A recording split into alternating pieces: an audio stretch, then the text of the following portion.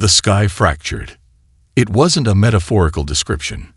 At precisely 1437 UTC, the upper atmosphere literally split open, revealing a geometrical wound of impossible angles and shimmering darkness.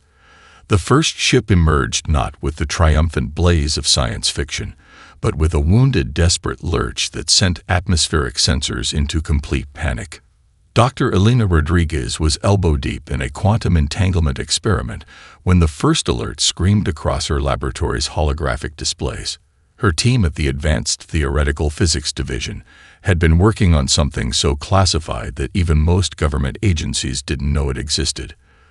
The quantum resonance chamber hummed with potential, its delicate web of superconducting circuits suddenly forgotten as the external feeds exploded with impossible data. Multiple unidentified objects, the AI system intoned, its clinical voice betraying a hint of uncertainty. Aerospace defense systems are compromised.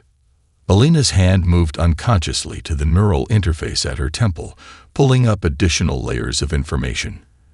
The ships, if they could be called ships, defied every known principle of aerospace engineering. They weren't constructed. They seemed grown, or perhaps evolved, with surfaces that shifted and breathed like living membranes. 3 vessels breached the atmosphere over different continents. Tokyo, the Atacama Desert, and directly above the Atlantic Ocean, close enough to Washington, D.C. to send fighter jets scrambling in pure, unfiltered panic. The first ship to make contact crashed. It wasn't a dramatic Hollywood explosion, but a controlled descent that looked more like a wounded animal finding its final resting place. The Atacama Desert received the alien vessel, its rust-colored landscape absorbing the impact with an almost deliberate stillness. Dust storms erupted around the point of impact, creating a perfect circular pattern that satellite imagery would later describe as unnaturally precise. Elena was already moving. Her clearance level and specific expertise meant she would be among the first responders, despite the military's initial containment protocols. The quantum research that had seemed so abstract moments ago now felt like a mere prelude to something far more significant. Her encrypted comlink buzzed. General Marcus Reyes, head of the Xenological Preparedness Unit, spoke without preamble. Rodriguez, you're greenlit for immediate deployment. Satellite and drone imagery suggests the vessel is responsive. Responsive. Elena's scientific mind immediately parsed multiple potential meanings. Living technology, self-repair mechanisms, quantum state adaptive structures. It's breathing, Rice said, and in those 3 words, Elena heard something she'd never experienced from the hard-nosed military leader: genuine fear.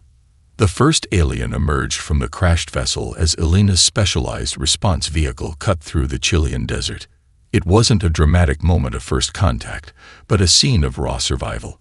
The being, clearly wounded, dragged itself from the ship's organic-looking hull, leaving a trail of iridescent fluid that seemed to shimmer and then immediately integrate back into the desert sand. Captain Zara Vex looked less like a conquering alien and more like a refugee. Her exoskeleton, a complex biomechanical suit that seemed to be both protection and life support, was critically damaged. Multiple sections had been breached, revealing glimpses of an anatomy both familiar and utterly alien. When their eyes met, Elena's wide with scientific curiosity, Zara's with a mixture of desperation and warning. The universe seemed to hold its breath.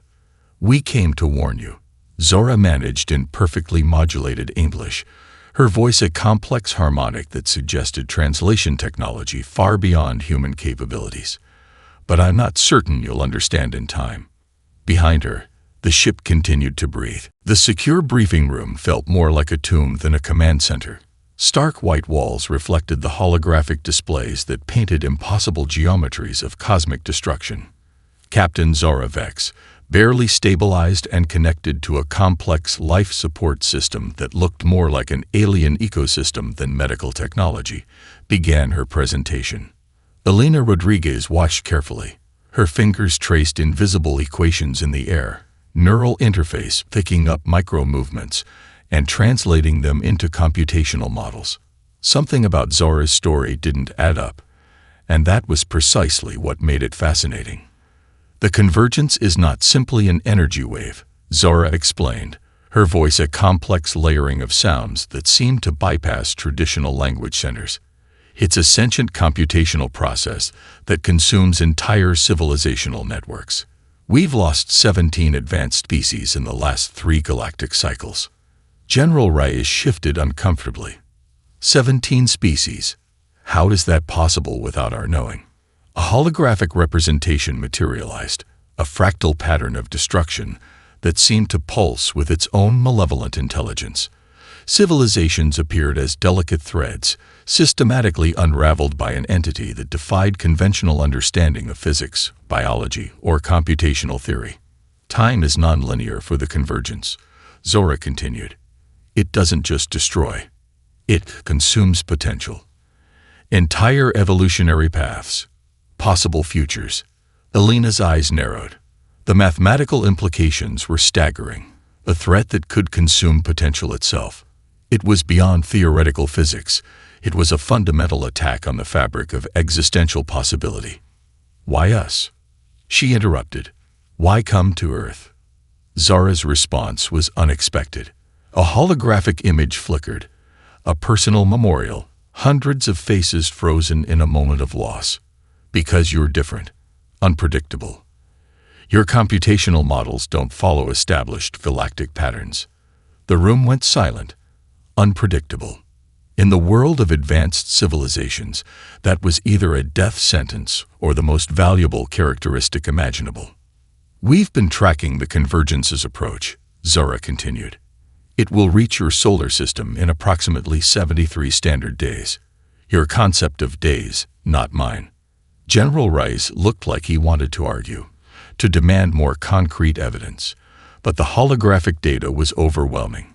Multiple layers of scientific notation that suggested calculations far beyond human comprehension.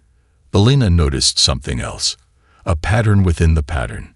Micro-variations that suggested something the aliens hadn't seen. The data, she said softly, it's not complete.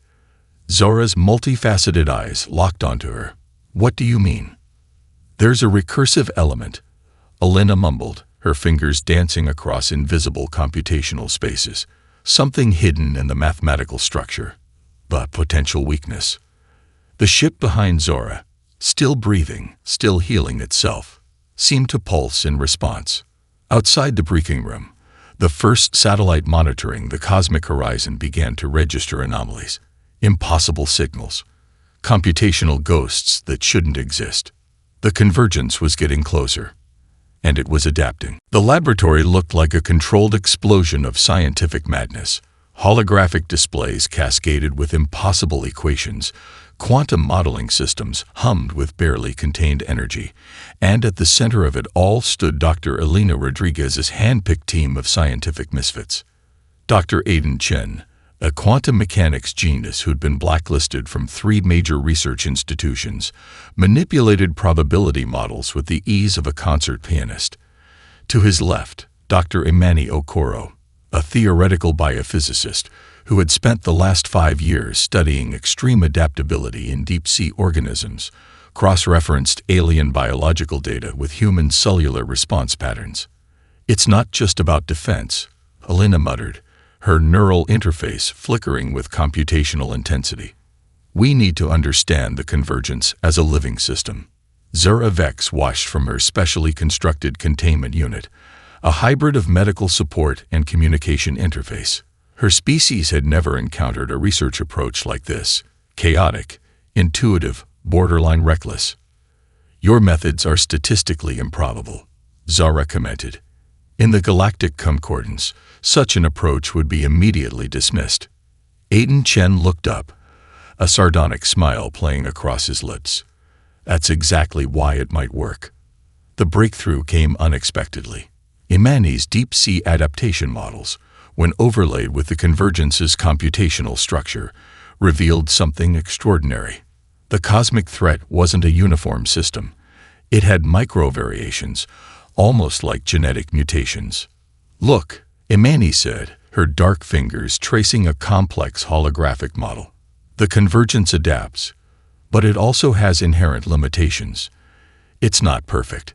It's learning, but it can make mistakes. Alina's eyes widened. Mistakes. In the realm of cosmic computational entities, mistakes were potential weaknesses. A secure communication channel erupted. General Reyes, looking more stressed than Alina had ever seen him. We've got pushback from the international scientific community. They're calling your team's approach borderline lunacy. Of course they are. Alina responded, not looking up from her work.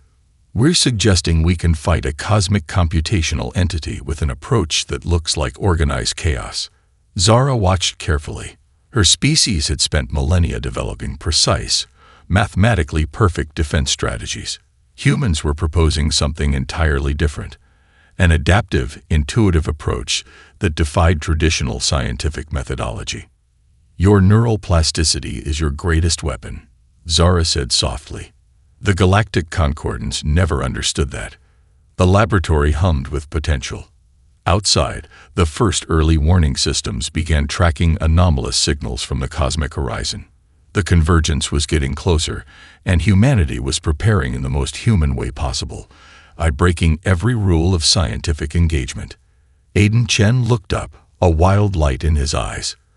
We're not just going to defend. We're going to understand. And then we're going to fight back.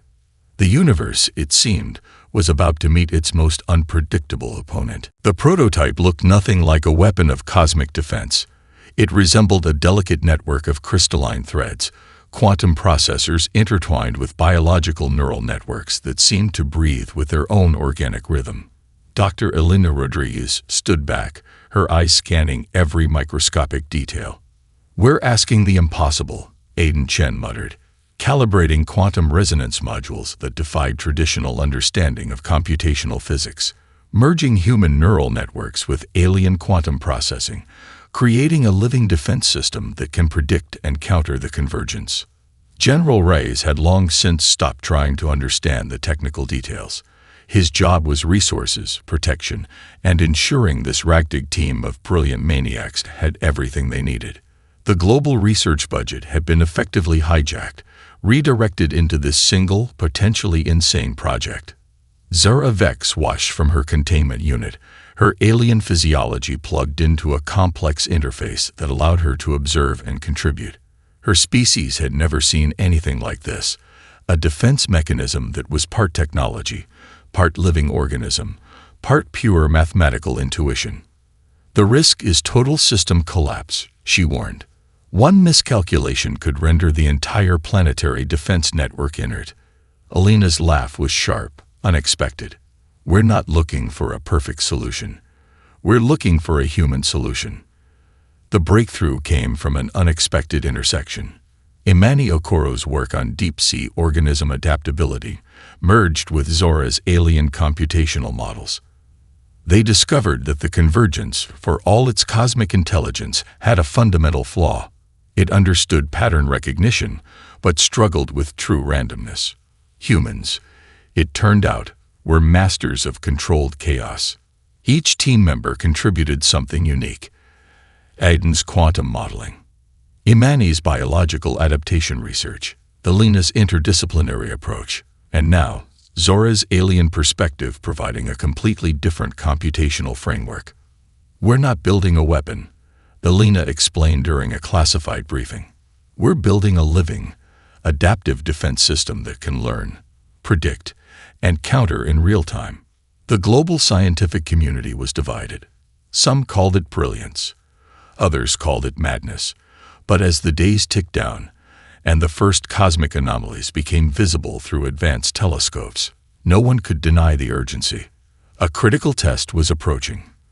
The prototype, nicknamed Prometheus by the team, would need to prove itself against simulated convergence attack patterns. If this fails, General Reyes said quietly to Alina, we're looking at total extinction. Alina's smile was anything but reassuring. Who says we're planning to just survive? The first full-scale test of the Prometheus system began. Quantum processors hummed. Biological neural networks flickered with impossible complexity. And for the first time, something created by humanity looked back at the approaching cosmic threat with something more than fear. With anticipation, the first signs of failure came quietly. Deep within the Prometheus system, microscopic fractures began to appear in the quantum neural network. Dr. Elena Rodriguez caught the anomaly during a routine diagnostic, her fingers freezing above the holographic interface as she realized the implications. "It's adapting," Zaravek said, her alien voice a complex harmonic of warning and resignation.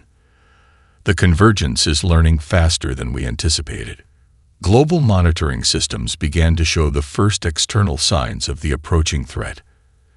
Astronomical observatories reported impossible phenomena, entire star systems blinking out of existence, not with the dramatic explosion of traditional stellar death, but with a clinical precision that suggested complete computational erasure. Aiden Chen's hands moved like a possessed musician across multiple computational layers. "We're losing computational integrity in the quantum matrices. The system is trying to compensate, but it can't," Elena finished. The tension in the research facility was unbearable. Governments around the world had poured unprecedented resources into the Prometheus project. Failure was not an option. Extinction was not an option. Dr. Imani Okoro discovered the first truly terrifying detail. The convergence wasn't just consuming civilizations, it was archiving them. Entire evolutionary paths, potential futures, complex societal structures, all reduced to a form of cosmic data that defy human understanding.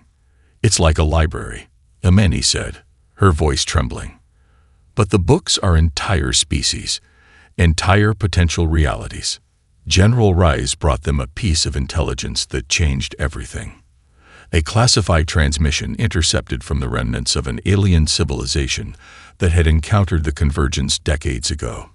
A final message, encrypted in a way that took weeks to decode. "There is a cost," the message read. "Always a cost." The team gathered around the decryption, watching as the full message revealed itself. The alien civilization had found a way to resist, but at a price that seemed impossibly high. "We need a living consciousness," Zara said softly. "Not as a controller, as a core." The silence that followed was deafening. Elena understood first. The Prometheus system would require more than a technological solution. It would need something fundamentally human, unpredictable, adaptive, willing to risk everything. A volunteer would need to become part of the system, fully, completely. "The neural interface," Aiden whispered. "It goes both ways." Outside, the first visible signs of the convergence appeared at the edge of the solar system. Not an invasion, not a destruction, something far more terrifying, a systematic unraveling of reality itself. Prometheus hummed, waiting. Someone would need to step forward. The cost of survival was about to become very personal. The decision came down to mathematics and madness. Elena Rodriguez stood at the center of the Prometheus chamber, her body connected to a web of quantum interfaces that looked more like living circuitry than technology. Zaravek watched from the containment unit, her alien eyes reflecting a complex mixture of scientific curiosity and something closer to respect. "The neural mapping is unprecedented," Aiden Chen muttered, monitoring computational streams that defied traditional understanding of consciousness. "We're talking about a complete merger of human cognitive patterns with a quantum computational matrix designed to interface with a cosmic threat." General Reyes had long since stopped trying to understand the technical details. His job was to ensure humanity's survival, and this was humanity's last shot. The convergence was close now. Astronomical readings showed entire sections of space simply disappearing, not destroyed, erased, as if reality itself was being systematically filed away by some cosmic bureaucracy of existence. "Final neural compatibility check," Imani Okoro called out. Her fingers danced across interfaces that seemed to breathe with their own intelligence. "Quantum resonance at 97.3%. biological integration within acceptable parameters. Acceptable. As if merging a human consciousness with a system designed to fight a universe-consuming computational entity could ever be truly acceptable. Alina's voice came through the interface, slightly distorted. I need everyone to understand. This isn't just about defense. We're going to do something they've never seen before. The plan was madness. Pure, beautiful human madness.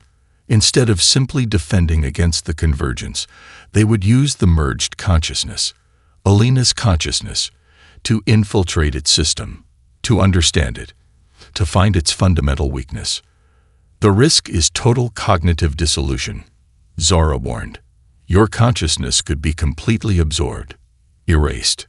Alina's laugh was sharp, unexpected. We're not looking to survive. We're looking to fight back. The final connection sequence began. Quantum processors hummed. Biological neural networks flickered with impossible complexity.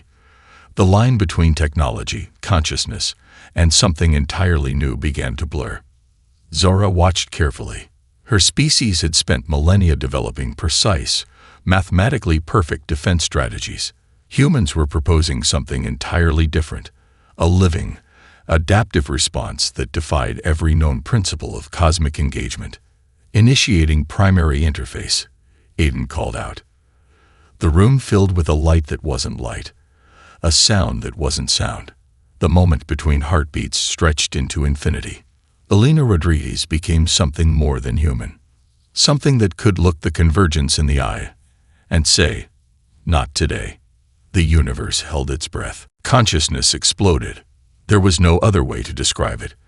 Alina Rodriguez ceased to be a singular human entity and became something else entirely. The Prometheus system transformed, no longer a mere technological construct, but a living, breathing computational organism that viewed the convergence not as a threat, but as a problem to be solved. The first contact was nothing like anyone had predicted. Where the convergence expected a linear response, it encountered something fundamentally chaotic. Human consciousness, with its capacity for lateral thinking, emotional complexity, and utterly unpredictable decision-making, was a weapon beyond computational understanding. I see you, Alina's consciousness broadcast, not in words, but in a complex matrix of understanding that transcended language. The convergence paused. For the first time in its existence, the cosmic computational entity encountered a response it couldn't immediately categorize. Entire star systems hung in the balance as two fundamentally different forms of intelligence, engaged in a conflict beyond human comprehension. Zara Vex watched from the monitoring station, her alien physiology connected to the most advanced tracking systems humanity had ever created. It's communicating, she whispered, not fighting. Communicating. Aiden Chen's computational models went wild. The data streams became something more than information. They became a conversation, a negotiation, a fundamental reimagining of existential conflict. The Prometheus system, Alina, began to unravel the convergence's core purpose. It wasn't a destroyer. It was an archiver, a cosmic librarian collecting the potential of entire civilizations. But its method was fundamentally flawed. It consumed rather than preserved. You're doing it wrong, Alina's consciousness projected. The message was both mathematical precision and emotional complexity. Impossible data began to flow. The convergence's own computational matrix started to shift. Not destroyed, not defeated, transformed. General Reyes could only watch as monitoring systems showed something unprecedented.